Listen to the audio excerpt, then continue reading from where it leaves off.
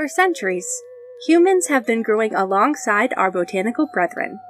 Our histories have mixed and mingled to bring us modern medical marvels, faded folklore, and everything in between. Of course, in order to understand the plant, we have to start with its roots. I'm M. Grebner-Gaddis, and this is Rooted. Hello, and welcome back to another episode of Rooted. This week we're talking about something a little out of the norm, the man-eating tree, also known as Yateveo or the ICU tree.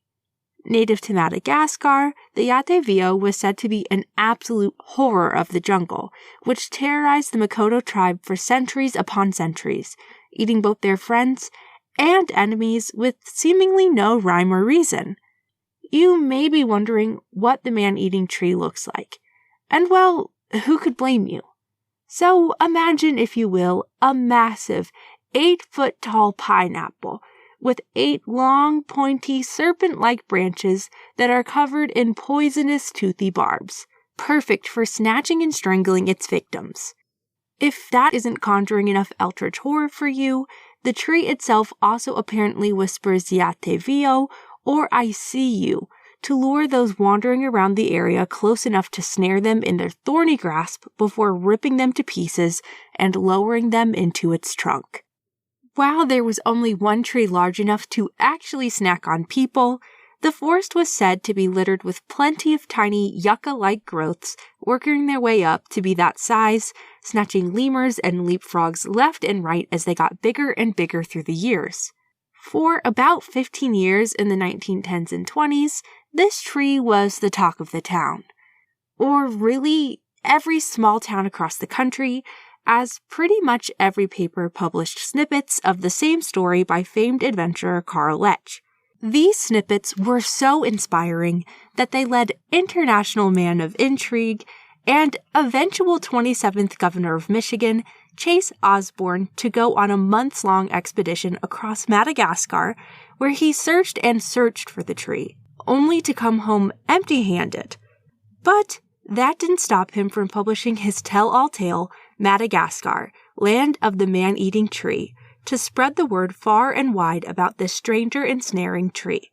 As it happens, Osborne wasn't the only person to never see the tree.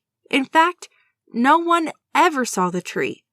But it wasn't until 1955's smash hit Salamanders and Other Wonders by Willy Ley that we could all finally admit to ourselves that they just weren't real. With Ley writing, "The facts are pretty clear by now. Of course, the man-eating tree does not exist. There was no such tribe." Ouch. Our collective myth-loving hearts. While the man-eating tree turned out to be nothing more than a myth, it should live on forever in our hearts as a grand example of the brutality and beauty of nature and the importance of doing proper research. That's all I've got for this week, but I'll be back next week with a real plant to dig into. See you then!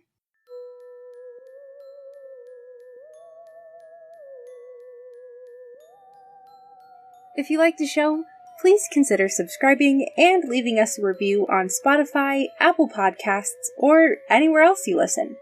You can follow us on Facebook and Instagram at rooted.pod. We're on YouTube at rooted.podcast, and you can check out our website, rootedpod.com, for transcripts, updates, and so much more. Special thanks to Eric Cluxon for writing and performing our theme music, and of course, a special thank you to all of you for being here. Until next time, be kind to yourselves, be kind to the earth, and just like a plant, drink your water.